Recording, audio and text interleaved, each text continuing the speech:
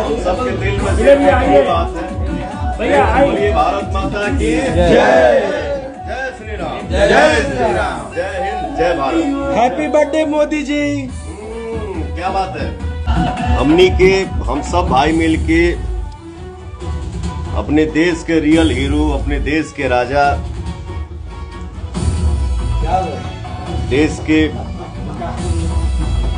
विकास पुरुष प्रधानमंत्री नरेंद्र मोदी जी के जन्मदिन के खुशी में हम और हमारा सारा टीम, हमारा पूरा परिवार, हमारे गार्जियन, हमारे चाचा विनय बिहारी जी इस सॉन्ग को लिखे हैं दिल से, और दिल से हम सब भाई मेहनत किए हैं।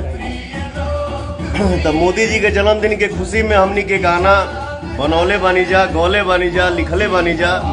हम सब भाई झूम रहे हैं और सबसे एकदम हाथ जोड़ के निवेदन बा कि आप सब भी झूमा जा, आशीर्वाद दे जा। जय श्री राम। जय श्री राम।